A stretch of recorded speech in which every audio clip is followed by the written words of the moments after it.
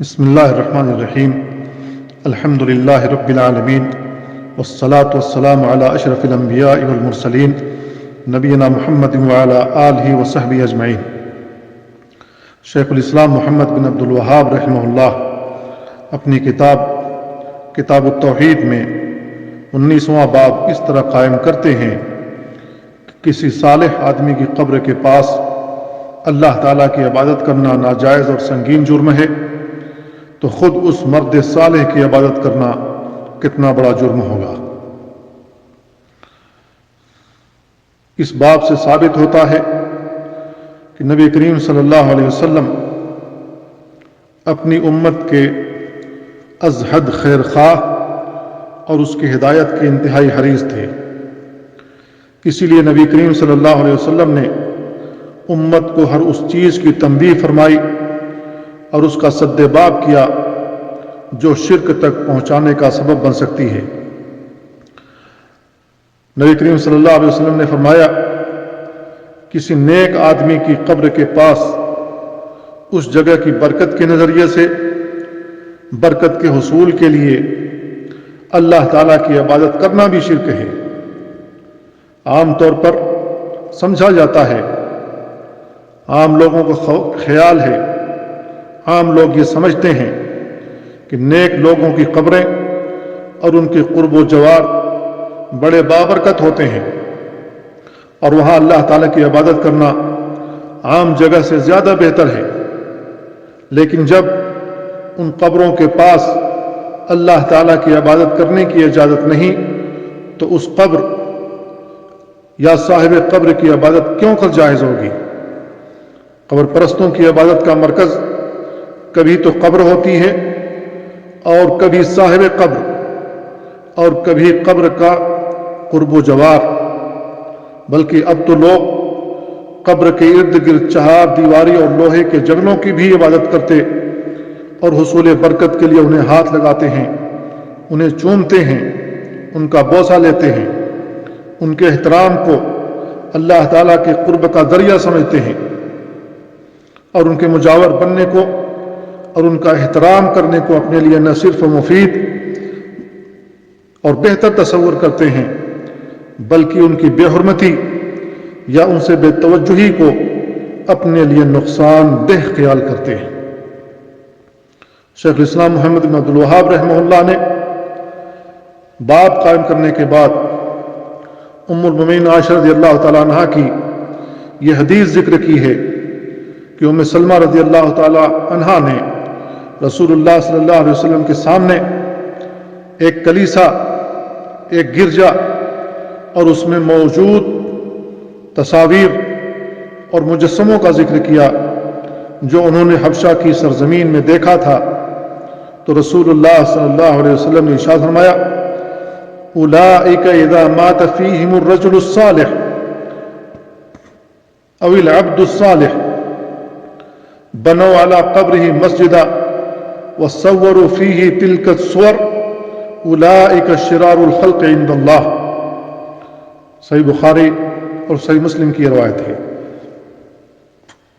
ان لوگوں کے ہاں جب کوئی بزرگ فوت ہو جاتا تو وہ ان کی قبر کے پاس آتے، ان کی قبر پر مسجد بنا لیتے، ان میں تصاویر اور مجسمے بنا دیتے۔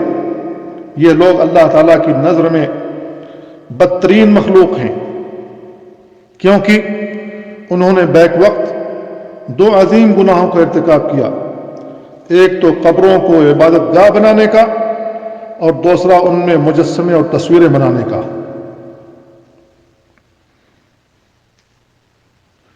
صحیحین کے اندر ام المؤمنین عائشہ رضی اللہ تعالیٰ عنہا سے ایک روایت آتی ہے، جب نبی کریم صلی اللہ علیہ وسلم پر موت کی علامات ظاہر ہوئی تو آپ شدید تکلیف سے اپنے چہرے مبارک کو چادر سے ڈھانپ لیتے اور جب دم گھٹنے لگتا تو چادر کو ہٹا دیتے۔ اسی عالم میں آپ نے فرمایا تھا، لعنت اللہ علی الیہود والنصارى اتخذوا قبور انبیائہم مساجد۔ صحیح بخاری اور صحیح مسلم کی روایت ہے یہود و نصارہ پر اللہ تعالیٰ کی لعنت ہو، انہوں نے انبیاء کی قبروں کو سجدہ گاہ بنا لیا تھا۔ اس بات سے آپ کا مقصود اپنی امت کو ایسے طرز عمل سے ڈرانا اور روکنا تھا۔ اگر نبی کریم صلی اللہ علیہ وسلم کی قبر کو سجدہ گاہ بنانے کا خدشہ نہ ہوتا تو نبی کریم صلی اللہ علیہ وسلم کی قبر بھی عام مسلمانوں کی طرح ظاہر کھلی جگہ پر ہوتی۔ مسجد، اس حدیث کے اندر لفظ مسجد آیا ہے تو مسجد ہر اس جگہ کو کہا جاتا ہے جسے اللہ تعالیٰ کی عبادت کے لیے مقرر کر لیا جائے، جیسا کہ نبی کریم صلی اللہ علیہ وسلم نے فرمایا وَجُعِلَتْ لِيَ الْأَرْضُ مَسْجِدًا وَطَهُورًا، ساری زمین میرے لیے جائے عبادت اور پاکی حاصل کرنے کا ذریعہ بنا دی گئی ہے۔ صالحین کی قبروں پر بنائے گئے کلیسے، گرجا گھر اور قبر یا قبر کے قریب دیوار پر آویزاں تصاویر بھی اسی لیے تھیں تاکہ لوگوں کو اللہ تعالیٰ کی عبادت کی طرف دعوت دینے کے ساتھ ساتھ اس مرد صالح اور اس کی قبر کی تعظیم بھی کی جائے۔ اس سے معلوم ہوا کہ جن لوگوں نے صالحین اور بزرگان کی تعظیم کرتے ہوئے ان کی قبروں کو سجدہ گاہ بنا لیا، وہ اللہ تعالیٰ کی نظر میں بدترین مخلوق ہیں۔ واضح رہے کہ ان لوگوں نے بزرگوں کی عبادت نہیں کی تھی، بلکہ انہوں نے تو ان کی قبروں کی صرف تعظیم کی اور ان کی تصاویر اور مجسمے بنا لیے۔ اسی بنا پر اللہ کے نبی صلی اللہ علیہ وسلم نے انہیں سب سے برے لوگ قرار دیا۔ اس حدیث سے یہ بھی معلوم ہوا کہ قبروں پر مسجدیں بنانا اور وہاں مجسمے یا تصاویر رکھنا ممنوع ہے، کیونکہ یہ دونوں عمل شرک اکبر کے جنم لینے کا سبب بنتے ہیں۔ جن احادیث میں ذرائع شرک اختیار کرنے، قبروں پر مساجد بنانے اور انبیاء و صالحین کی قبروں کو سجدہ گاہ بنانے سے منع کیا گیا ہے، سیدہ عائشہ رضی اللہ تعالیٰ عنہ سے مروی حدیث ان میں سب سے زیادہ اہم ہے۔ اس کی وجہ یہ ہے کہ نبی کریم صلی اللہ علیہ وسلم انتہائی تکلیف و پریشانی اور سکرات الموت کے عالم میں بھی اس جانب سے غافل نہ ہوئے، بلکہ آپ نے امت کو شرک کے اسباب سے بچنے کی اس حالت میں بھی تلقین فرمائی، اور آپ نے انبیاء کی قبروں پر مساجد بنانے والوں یہود و نصارہ پر اللہ تعالیٰ کی لعنت فرمائی۔ لعنت کا معنی یہ ہے کہ اللہ کی رحمت سے دور ہو جانا۔ نبی کریم صلی اللہ علیہ وسلم کا ان لوگوں پر لعنت کرنا اس بات کی دلیل ہے کہ وہ لوگ گناہ کبیرہ کے مرتکب ہوئے تھے، کیونکہ وہ شرک کا ذریعہ ہے۔ نبی کریم صلی اللہ علیہ وسلم کو یہ اندیشہ تھا کہ ان انبیاء کی طرح کہیں آپ کو بھی، آپ کی قبر کو بھی سجدہ گاہ نہ بنا لیا جائے۔ آپ کی اس لعنت سے مقصود در حقیقت صحابہ کرام رضوان اللہ علیہم اجمعین کو اس عمل قبیح سے ڈرانا اور یہ بتانا تھا کہ ان لوگوں کا یہ عمل بہت بڑا گناہ تھا، لہذا اس سے بچ کر رہنا۔ نبی کریم صلی اللہ علیہ وسلم کی یہ تاکید احادیث کی صورت میں موجود ہے، لیکن پھر بھی امت محمدیہ اس کا شکار ہو گئی۔ انہوں نے بھی قبروں کو سجدہ گاہ بنا لیا، اس کے سامنے سجدے کرنے لگے، ان کی قبروں کے پاس منتیں ماننے لگے، ان قبروں پر چڑھانے لگے اور چڑھائی گئی چیز کو تبرک سمجھنے لگے، جبکہ وہ چڑھائی گئی چیز خنزیر کے گوشت سے بھی زیادہ غلیظ ہے۔ یہ مسلمان انہی قبر والوں سے شفا مانگنے لگے، انہی سے التجائیں کرنے لگے، انہی سے حاجات و ضروریات کا سوال کرنے لگے۔ حد تو یہ ہو گئی کہ ان قبروں کی زیارت کو حج و عمرہ کے ثواب کے برابر قرار دیا۔ انہی لوگوں پر رسول اللہ صلی اللہ علیہ وسلم کی یہ حدیث صادق آتی ہے، لَتَتَّبِعُنَّ سَنَنَ مَنْ كَانَ قَبْلَكُمْ شِبْرًا بِشِبْرٍ ذِرَاعًا بِذِرَاعٍ حَتَّى وَلَوْ دَخَلُوا جُحْرَ ضَبٍّ لَدَخَلْتُمُوهُ۔ تم لوگ اپنی سابقہ امتوں کے نقش قدم پر چلنے لگو گے، ایک ایک بالشت کے برابر، ایک ایک ہاتھ کے برابر، یہاں تک کہ اگر وہ لوگ ضب کے سوراخ میں داخل ہوئے ہوں گے تو تم لوگ بھی داخل ہو جاؤ گے، اگر وہ لوگ گوہ کے سوراخ میں داخل ہوئے ہوں گے تو تم بھی ان کے نقش قدم کی پیروی کرتے ہوئے اس میں داخل ہو جاؤ گے۔ نبی کریم صلی اللہ علیہ وسلم کی یہ بات صادق آتی ہے کہ جس طریقے سے سابقہ امتوں نے اپنے نبیوں کی تصاویر بنائی، ان کے مجسمے بنائے، اسی طریقے سے آج کل جو نیک لوگ ہوتے ہیں ان کی تصویریں بنا کر آویزاں کر دی جاتی ہیں، ان سے تبرک لیا جاتا ہے، ان سے تبرک حاصل کیا جاتا ہے، اور ان کے کپڑے وغیرہ سے تبرک حاصل کیا جاتا ہے، ان کی قبروں سے تبرک حاصل کیا جاتا ہے، یہاں تک کہ ان کی قبروں کو عرق گلاب سے دھلا جاتا ہے۔ جس عرق گلاب سے دھل دیا جائے وہ عرق گلاب بھی متبرک ہو جاتا ہے، اس کو اپنے اوپر چھڑکنا، اپنے گاڑیوں کے اوپر چھڑکنا، اپنے کمروں میں چھڑکنا باعث برکت مانا جاتا ہے۔ یہاں تک صورتحال پہنچ چکی ہے۔ کسی قبر کو سجدہ گاہ بنانے کی 3 صورتیں ہوتی ہیں۔ نمبر 1، قبر کے اوپر سجدہ کرنا، یہ سب سے خطرناک صورت ہے، اور یہ ہم اپنی آنکھوں سے دیکھ رہے ہیں کہ مسلمان قبروں کے اوپر جا کر سجدہ کرتا ہے۔ نمبر 2، قبر کی طرف منہ کر کے نماز ادا کرنا۔ اس صورت میں چونکہ قبر اور اس کے گرد و پیش کو عاجزی و خضوع کی جگہ بنا لیا جاتا ہے، جبکہ مسجد بھی عجز و نیاز کی مخصوص جگہ ہوتی ہے، اس لیے نبی کریم صلی اللہ علیہ وسلم نے اس بات سے منع فرمایا ہے کہ قبر کی طرف رخ کر کے نماز پڑھی جائے، کیونکہ اس کی طرف منہ کر کے نماز پڑھنا اس کی تعظیم کا ایک وسیلہ اور ذریعہ ہے۔ یہی صورت شیخ الاسلام محمد بن عبد الوہاب رحمہ اللہ کی قائم کردہ اس باب سے تعلق رکھتی ہے۔ نمبر 3، مسجد کے اندر قبر بنا دینا۔ یہود و نصارہ کا طریقہ کار یہ ہوتا تھا کہ جب کوئی نبی فوت ہو جاتا تو اس کی قبر کے گرد عمارت قائم کر کے قبر کے ماحول کو مسجد کی حیثیت دے کر اس جگہ کو عبادت اور نماز کے لیے مقرر کر لیتے تھے۔ یہی صورتحال آج ہمارے زمانے میں مسلمانوں نے اختیار کر رکھی ہے۔ نبی کریم صلی اللہ علیہ وسلم کو عام قبرستان میں دفن نہ کرنے کی وجہ ام المومنین عائشہ رضی اللہ تعالیٰ عنہ کی حدیث سے ثابت ہوتا ہے کہ نبی کریم صلی اللہ علیہ وسلم کو باہر عام قبرستان میں اس خدشہ کے پیش نظر دفن نہیں کیا گیا کہ کہیں آپ کی قبر پر مسجد بنا کر اس کی پوجا نہ شروع کر دی جائے۔ اور اس کی دوسری وجہ یہ کہ سیدنا ابوبکر صدیق رضی اللہ تعالیٰ عنہ نے بیان کی ہے کہ نبی کریم صلی اللہ علیہ وسلم نے فرمایا، ان الانبیاء یقبرون حیث یقبضون، انبیاء کو جہاں موت آئے انہیں وہیں دفن کیا جاتا ہے۔ صحابہ کرام نے نبی کریم صلی اللہ علیہ وسلم کی وصیت پر اچھی طرح عمل کیا۔ انہوں نے روضہ مبارک میں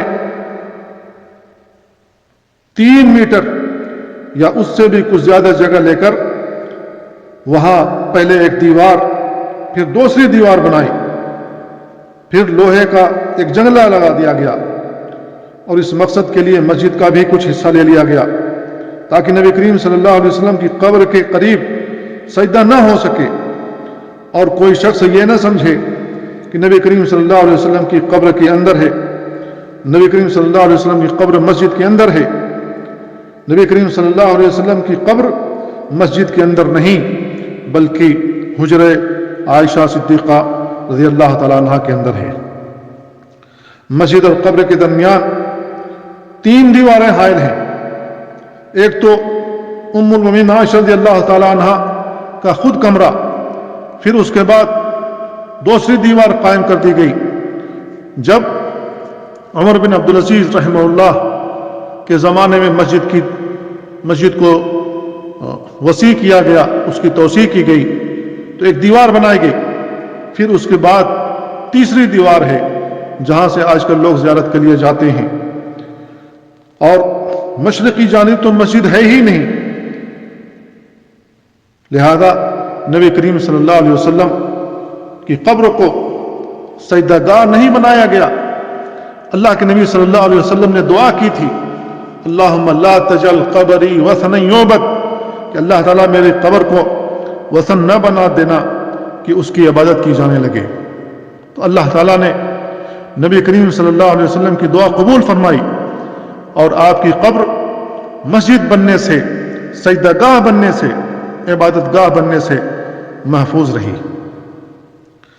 شیخ الاسلام محمد بن عبد الوہاب رحمہ اللہ نے اس کے بعد ایک اور روایت ذکر کی ہے جندب بن عبداللہ رضی اللہ تعالیٰ عنہ کی.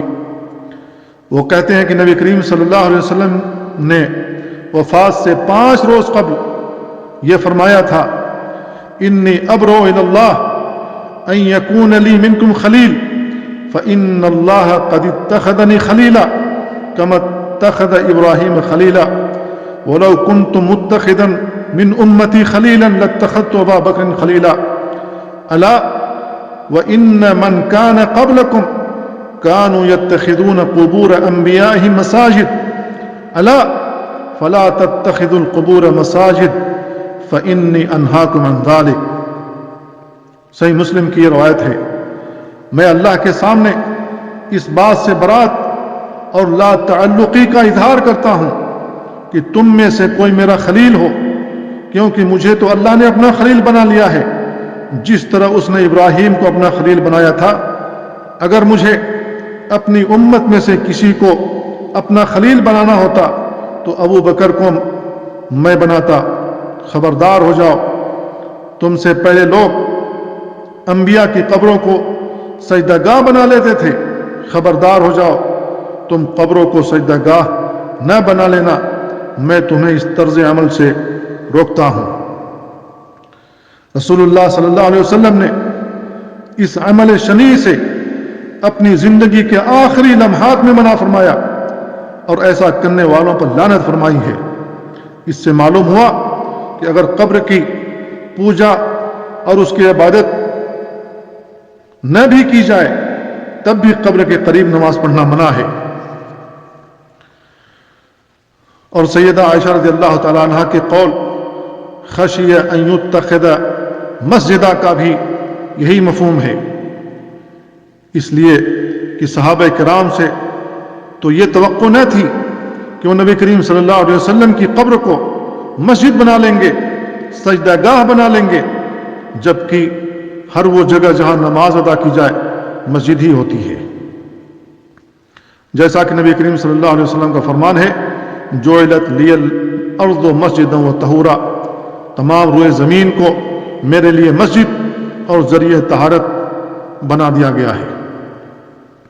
جیسے یہود و نصارہ نے انبیاء کی قبروں کو سجدہ گاہ بنا لیا تھا، ویسے ہی اس امت محمدیہ میں یہ فتنہ واقع ہو چکا ہے اور یہ شرک کا ایک بہت بڑا سبب اور وسیلہ ہے. اور وسائل و اسباب ہمیشہ مابعد مقصود تک پہنچایا کرتے ہیں. قواعد شریعہ میں ایک مسلمہ قاعدہ اور علماء محققین کا متفقہ فیصلہ ہے کہ شرک اور دیگر محرمات تک پہنچانے والے ذرائع اور وسائل کا سد باب کرنا واجب ہے. اسی لیے کسی قبر پر بنائی گئی مسجد میں نماز پڑھنا درست نہیں ہے، کیونکہ یہ نبی کریم صلی اللہ علیہ وسلم کی ممانعت کے منافی ہے. لہذا جو مسجد کسی قبر کے اوپر بنائی گئی ہو اس مسجد میں اور قبر کے ارد گرد نماز ادا کرنا جائز نہیں، خواہ اس جگہ کی برکت کے عقیدے سے نماز پڑھی جائے یا نماز جنازہ کے علاوہ ویسے نفل نماز پڑھی جائے، یہ سب ناجائز ہیں. جیسا کہ صحیح بخاری میں معلقاً مروی ہے کہ عمر رضی اللہ تعالیٰ عنہ نے انس بن مالک رضی اللہ تعالیٰ عنہ کو ایک قبر کے قریب نماز پڑھتے ہوئے دیکھا تو فرمایا، یہ قبر ہے، قبر، یہاں نماز نہ پڑھو. اس سے معلوم ہوا کہ کسی قبر کے قریب نماز ادا کرنا جائز نہیں، کیونکہ یہ شرک کے بڑے اسباب اور ذرائع میں سے ہے. اس سے بھی بڑی بات یہ ہے کہ کہ اس قبر پر عمارت تعمیر کر دی جائے، پھر وہاں نماز پڑھی جائے، دعا مانگی جائے یا تلاوت کی جائے، اور یہ سب امور عبادات ہیں۔ لہذا قبر کے پاس ہمیں ان عبادات سے منع کیا گیا ہے۔ عبداللہ ابن مسعود رضی اللہ تعالیٰ عنہ سے مروی ہے کہ رسول اللہ صلی اللہ علیہ وسلم نے ارشاد فرمایا، ان من شرار الناس من تدرکہم الساعۃ وہم احیاء والذین یتخذون القبور مساجد۔ یہ روایت مسند احمد میں اور صحیح ابن خزیمہ میں ہے۔ سب سے بدترین لوگ وہ ہوں گے جن کی زندگی میں ان پر قیامت قائم ہوگی، اور وہ لوگ بھی بدترین ہیں جو قبروں کو سجدہ گاہ کا درجہ دیں گے۔ بدترین ہیں وہ لوگ جو قبروں کو سجدہ گاہ بنا لیتے ہیں۔ قبر کے اوپر اس کی طرف رخ کر کے یا اس کے ارد گرد نماز پڑھنا اسے سجدہ گاہ کا درجہ دینے ہی کی مختلف صورتیں ہیں۔ اسی لیے قبر کے پاس نماز پڑھنے کا قصد کرنے والا انسان ان بدترین لوگوں میں شامل ہو جاتا ہے جن کی نبی کریم صلی اللہ علیہ وسلم نے مذمت بیان فرمائی ہے۔ مذکورہ جو حدیثیں بیان کی گئی ہیں، مسلمان ممالک اور ان کے علاقوں میں مسلمانوں کے طرز عمل کو دیکھیں تو لوگوں نے قبروں کے اوپر بلند و بالا عمارتیں اور قبے کھڑے کیے ہوئے ہیں۔ ان قبوں اور عمارتوں کی بنا پر ان قبروں کی تعظیم کی جاتی ہے، ان پر لائٹنگ لگائی جاتی ہے، وہاں میلے کا سما ہوتا ہے، لوگ ان کی طرف رجوع کرتے ہیں، اور ان اصحاب قبور کو اولیاء ظاہر کر کے ان کے فضائل و مناقب میں بے سروپا طویل و عریض حکایات بیان کر کے ثابت کیا جاتا ہے کہ یہ اولیاء کرام لوگوں کی پکار کو سنتے ہیں اور ان کی فریاد کو پہنچتے ہیں۔ اس سے موجودہ اور گزشتہ زمانوں میں خالص اسلام کی اجنبیت عیاں ہوتی ہے کہ لوگ اپنے دین کے ساتھ کس قدر ظلم اور زیادتی روا رکھے ہوئے ہیں اور اپنے دین سے کس قدر دور ہو گئے ہیں۔ بلکہ اس سے بھی افسوسناک امر یہ ہے کہ وہ ان تمام باتوں کو نہ صرف جائز سمجھتے ہیں بلکہ عین توحید سمجھتے ہیں اور عین اسلام سمجھتے ہیں، دین تصور کرتے ہیں، اور جو لوگ انہیں سمجھائیں اور عقل سے کام لینے کی دعوت دیں یا ان پر عدم معرفت اور کم عقل ہونے کا الزام لگاتے ہیں، حالانکہ وہ شخص انہیں توحید کی دعوت دیتا ہے جبکہ یہ لوگ جہنم کی طرف جا رہے ہوتے ہیں اللہ رب العالمین کے ساتھ شرک کے مرتکب ہو کر کے۔ اللہ تعالی ہمیں سلامت رکھے اور عافیت سے نوازے۔ قرآن مجید کے آیات اور یہ احادیث ذکر کرنے کے بعد شیخ الاسلام محمد بن عبد الوہاب رحمہ اللہ نے اس سے چند مسائل اخذ کیے ہیں۔ ان مسائل میں سے پہلا مسئلہ یہ ہے کہ اس باب سے ثابت ہوا کسی بزرگ کی قبر کے پاس اللہ تعالیٰ کی عبادت کے لیے مسجد تعمیر کرنے سے نبی کریم صلی اللہ علیہ وسلم نے تنبیہ اور اس کی مذمت فرمائی ہے، اگرچہ مسجد بنانے والے کی نیت صحیح ہی کیوں نہ ہو۔ نمبر 2، تصاویر و مجسمے بنانے کی حرمت اور اس پر شدید وعید بھی ہے۔ نمبر 3، مذکورہ اعمال کے معاملہ میں نبی کریم صلی اللہ علیہ وسلم نے مبالغہ آمیز بیان سے عبرت حاصل ہوتی ہے کہ پہلے تو آپ نے اس کام سے امت کو ویسے تنبیہ فرمائی، پھر آخر عمر میں وفات سے 5 روز قبل مزید تنبیہ فرمائی، پھر نبی کریم صلی اللہ علیہ وسلم کا جب سفر آخرت شروع ہونے والا تھا تو جانکنی کے عالم میں ایک مرتبہ پھر سخت ممانعت فرمائی، سخت تنبیہ فرمائی۔ نمبر 4، نبی کریم صلی اللہ علیہ وسلم نے اپنی قبر پر ایسا عمل کرنے سے سختی کے ساتھ منع فرمایا، حالانکہ آپ کی قبر ابھی وجود میں بھی نہیں آئی تھی۔ نمبر 5، انبیاء و صلحاء کی قبروں پر مساجد بنا کر ان میں عبادت کرنا یہود و نصارہ کا طرز عمل ہے، اسلام سے اس کا کوئی تعلق نہیں ہے۔ نمبر 6، اسی عمل کی وجہ سے نبی کریم صلی اللہ علیہ وسلم نے یہود و نصارہ پر لعنت فرمائی ہے۔ نمبر 7، لعنت کرنے سے اصل مقصود یہ تھا کہ مسلمان آپ کی قبر پر ایسا کوئی کام نہ کریں۔ نمبر 8، نبی کریم صلی اللہ علیہ وسلم کی قبر کو کھلی اور عام جگہ پر نہ بنانے کی اصل وجہ اور مصلحت بھی معلوم ہو گئی، جیسا کہ ام المؤمنین عائشہ رضی اللہ تعالیٰ عنہ کی حدیث سے ثابت ہے۔ نمبر 9، یہ بھی واضح ہوا کہ قبروں کو مساجد بنانے کا مفہوم کیا ہے۔ نمبر 10، نبی کریم صلی اللہ علیہ وسلم نے قبروں پر مساجد تعمیر کرنے والوں اور جن لوگوں پر ان کی زندگیوں میں قیامت قائم ہوگی، دونوں کا اکٹھے ذکر کر کے کفر و شرک کے وقوع پذیر ہونے سے قبل ہی اس کے اسباب اور انجام سے آگاہ فرما دیا۔ نمبر 11، نبی کریم صلی اللہ علیہ وسلم نے اپنی وفات سے 5 روز قبل اپنے خطبہ میں ان 2 گروہوں کا رد فرمایا جو اہل بدعت میں سب سے زیادہ برے ہیں، بلکہ بعض اہل علم نے تو انہیں 72 گروہوں سے بھی خارج قرار دیا ہے۔ انہی میں سے ایک روافظ اور دوسرا جہمیہ کا فرقہ ہے۔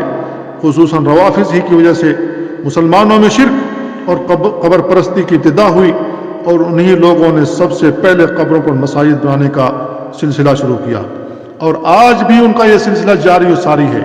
قبروں کا یہ لوگ اہتمام کرتے ہیں اور وہاں حاضری دیتے ہیں۔ وہاں عبادت کی تمام انواع، چاہے ان کو پکارنا ہو، ان پر سجدے کرنا ہو، ان پر چڑھاوے چڑھانا ہو، سارے انواع عبادت ان پر نچھاور کرتے ہیں۔ اس طریقے سے وہ شرک اکبر کے مرتکب ہیں۔ نمبر 12، نزا کے وقت نبی کریم صلی اللہ علیہ وسلم کو بہت تکلیف کا سامنا کرنا پڑا تھا۔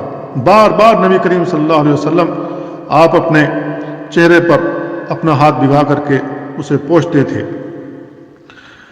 نمبر 13، نبی کریم صلی اللہ علیہ وسلم کو اللہ تعالیٰ کے خلیل ہونے کا اعزاز بھی حاصل ہے۔ نمبر 14، صاف معلوم ہوا کہ خلیل ہونے کا مرتبہ مقام محبت سے بلند تر ہے۔ نمبر 15، ابوبکر صدیق رضی اللہ تعالیٰ عنہ تمام صحابہ میں سب سے افضل ہیں۔ نمبر 16، ابوبکر صدیق رضی اللہ تعالیٰ عنہ کی خلافت کی طرف بھی اس میں اشارہ ہے۔ اللہ تعالیٰ سے دعا ہے اللہ تعالیٰ ہمیں ہر قسم کے شرکیات سے اور اس کے تمام قسم کے وسائل اختیار کرنے سے محفوظ فرمائے، اور ہمارے اولادوں کو بھی اس سے محفوظ فرمائے۔ وصلی اللہ وسلم علی نبینا محمد وعلی آلہ وصحبہ اجمعین۔